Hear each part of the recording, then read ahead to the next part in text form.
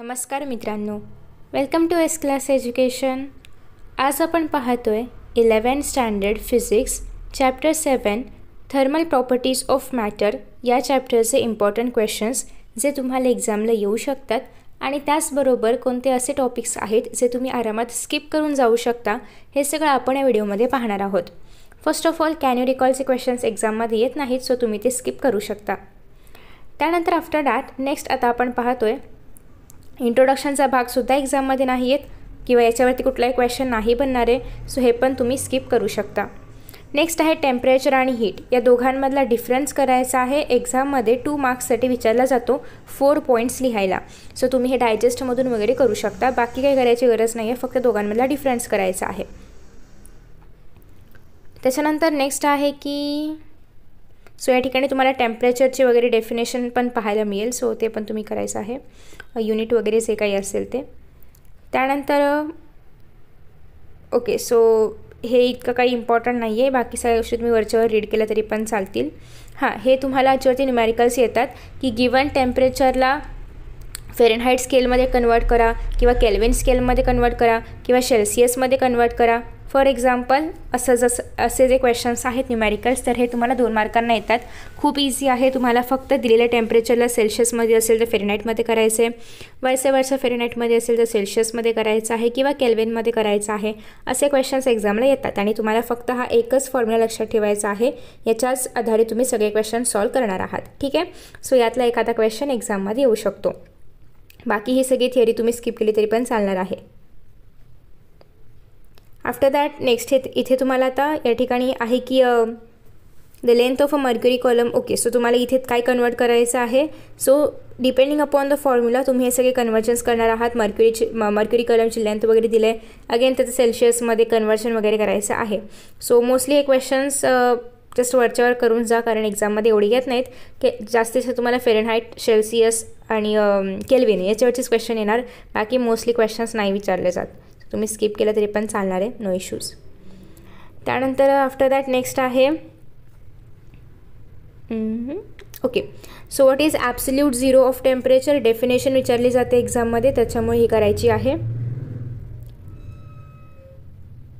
Absolute scale करायचं आहे, triple point करायचं आहे. ट्रिपल पॉईंट म्हणजे काय की ज्या ठिकाणी सगळेच्या सगळे फेजेस तुम्हाला कोएक्झिस्ट असलेले पाहायला मिळतील, सो ट्रिपल पॉईंट करायचं आहे.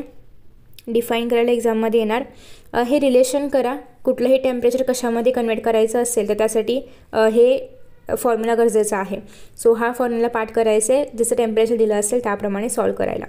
सो इथे बघा सेल्सियस आणि केल्विनमधलं दिलं आहे. अगेन एक फॉर्म्युला तुम्ही जर केला हा वरचा तर तुम्हाला सगळे प्रकारचे कन्वर्जन्स करता येणार आहेत. ओके, आयडियल गॅस इक्वेशन करायचं आहे.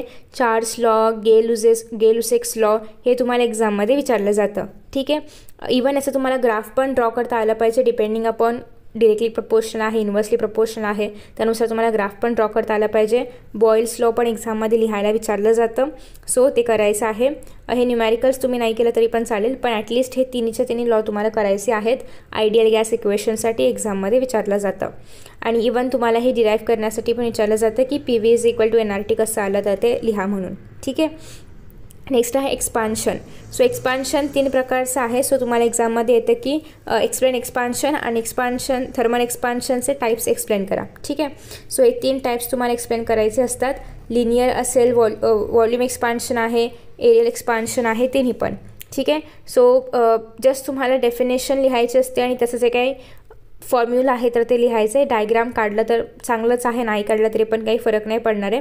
जास्त डीपमध्ये जायचं नाही आहे, फक्त जे वरचं इथे तुम्हाला बोर्डमध्ये लिहिलेलं पाहायला मिळतं तर ही डेफिनेशन लिहायची आहे, फॉर्म्युला लिहायचा आहे.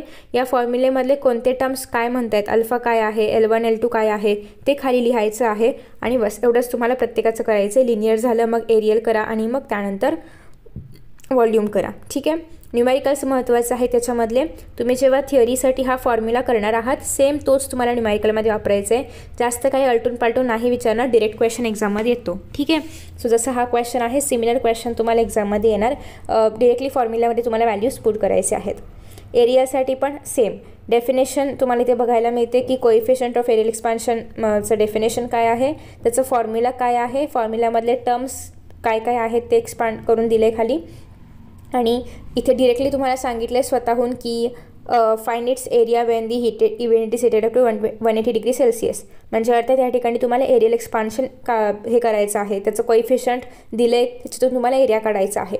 सो डिरेक्टली फॉर्म्युला यूज करायचं आहे, काही एक्स्ट्रा करायची गरज नाही आहे. फॉर्म्युलाचा रट्टा मारा किंवा लक्षात ठेवा, काही पण करा आणि इझिली तुम्ही याचे क्वेश्चन्स जे आहेत ते सॉल्व करू शकता. व्हॉल्यूम एक्सपान्शन अगेन सेम, कोइफिशियंटचं डेफिनेशन काय आहे, फॉर्म्युला काय आहे आणि त्या फॉर्म्युलेच्या आधारे एकदम इझी एक्झाम्पल जिथे तुम्ही फक्त व्हॅल्यूज पुट करून आन्सर फाइंड आउट करू शकता. ठीक आहे. युजली तुम्हाला कॉलेजच्या एक्झाम्समध्ये हे रिलेशन वगैरे नाही विचारलं जाणार, सो तुम्ही हे स्किप केलं तरी पण चालणार आहे. ठीक आहे. याचे न्यूमॅरिकल्स तेवढे करा, न्यूमॅरिकल्स करायचे आहेत फक्त, बाकी थिअरी तुम्ही स्किप करू शकता. स्पेसिफिक हीट कॅपॅसिटी डेफिनेशन करायची आहे, फॉर्म्युला करायचा आहे कारण न्यूमॅरिकल्समध्ये विचारलं जातं. त्याच्यानंतर गॅसचं नाही केलं तरीही चालेल, नो इश्यूज. हे बघा, हे m∆T × S हा जो तुमचा क्यूचा फॉर्म्युला आहे हा लक्षात ठेवा, याच्यावरती न्यूमॅरिकल्स एक्झाममध्ये येतात. कॅलोरीमेट्रीवरती लिहायला येतं, विथ डायग्राम एक्सप्लेन करायला विचारलं जातं, सो हे करायचं आहे. बाकी हे आदलंमधलं स्किप केलं तरी पण चालणार आहे. हीट कॅपॅसिटी वगैरे स्किप करा, फक्त फॉर्म्युला तुम्हाला आला पाहिजे कारण त्याच्यावरती अशा प्रकारचे न्यूमॅरिकल येतात 2 मार्कांसाठी.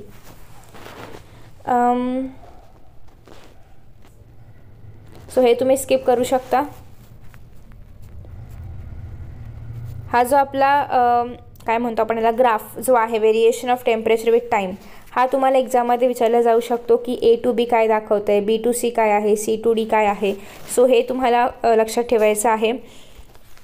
ठीक आहे. फक्त वरच्यावर करा ऑब्झर्वेशन, एवढं मोठं लिहायची गरज नाही आहे, एकदम शॉर्टमध्ये लिहायचं असतं हे की कुठे कुठल्या प्रकारचं थर्मल इक्विलिब्रियम आहे, कुठे टेम्परेचर इन्क्रीज होते, कुठे बॉइलिंग पॉईंट आहे, कुठे फ्रीजिंग पॉईंट आहे किंवा मेल्टिंग पॉईंट आहे, कुठे तिन्ही पण स्टेट्स एक्झिस्ट करू शकतात. सो बेसिकली तेच तुम्हाला या ग्राफच्या आधारे एक्सप्लेन करायला येऊ शकतं. पण हा क्वेश्चन खूप रेअर आहे, बट तरीसुद्धा ट्राय करा की तुम्ही एकदा हे वाचाल, जेणेकरून इन केस एक्झाममध्ये आलं तर तुम्ही लिहू शकता. बाकी हे डू यू नो वगैरे तुम्ही सगळं स्किप केलं तरी पण चालेल. फेस डायग्राम करायचा आहे, मोस्टली एक्झाममध्ये विचारलं जातं, जास्त डिफिकल्ट नाही आहे, खूप इझी आहे आणि त्याचे सगळे जे पॉईंट्स आहेत, फ्रीजिंग, मेल्टिंग किंवा ट्रिपल पॉईंट तुम्हाला इथे बघायला मिळतो आहे, क्रिटिकल पॉईंट पाहायला मिळतो आहे. सो हे तिन्ही पण ह्या सगळ्या गोष्टी पण करायच्या आहेत. ट्रिपल पॉईंटचं वगैरे तुम्हाला डेफिनेशन पण एक्झाममध्ये विचारली जाऊ शकते. गॅस आणि vapour you may skip actually, कारण याच्यावरती जास्त काही क्वेश्चन्स नाही बनत. नेक्स्ट आहे what do you mean by latent heat, definition आली पाहिजे, फॉर्म्युला आला पाहिजे. ठीक आहे. Latent heat of vaporisation, latent heat of fusion याचे पण डेफिनेशन आले पाहिजेत. एक्झामला येण्याचे चान्सेस कमी आहेत, बट तरी पण जनरल गोष्ट आहेत त्या तुम्हाला माहिती पाहिजेत. सो अगेन आपण फॉर्म्युला बाय हार्ट करतो आहे, तर त्यानुसार तुम्हाला हे एक्झाम्पल्स पण सॉल्व करता आलं पाहिजे. हे एक्झाम्पल थोडंसं मोठं आहे असं आपण म्हणूया, कारण युजली आपल्या कॉलेजच्या एक्झाम्पल्समध्ये एवढं कॉलेजच्या एक्झाम्समध्ये एवढे मोठे एक्झाम्पल्स नाही विचारले जात. सो हे तुम्ही स्किप केलं तरी पण चालणार आहे. हीट ट्रान्सफर पण स्किप करू शकता.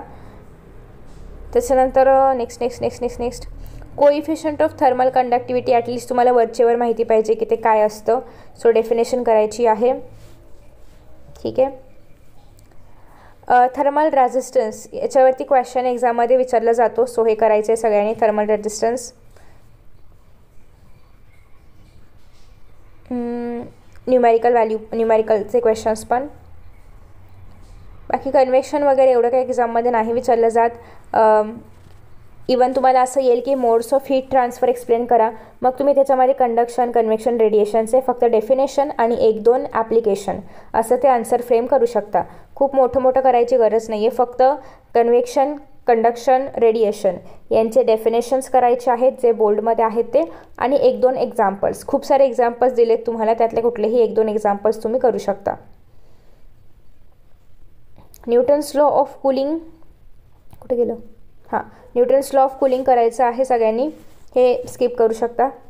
फ्री आणि फोर्स कन्व्हेक्शन स्किप करू शकता, पण न्यूटन्स लॉ ऑफ कूलिंग करायचं आहे. हे न्यूमॅरिकल्स मोस्टली एक्झाममध्ये नाही विचारले जात, हे पण स्किप केले तरीही चालतील. ही न्यूटन्स लॉसाठी डायग्राम वगैरे सगळं करायचं आहे. Yes, and done.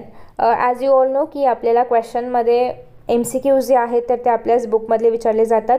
तर सगळ्यांनी हे जे काही 1 ते किती MCQs आहेत 1 ते 6. सो 1 to 6 MCQ सगळ्यांनी करायचे आहेत.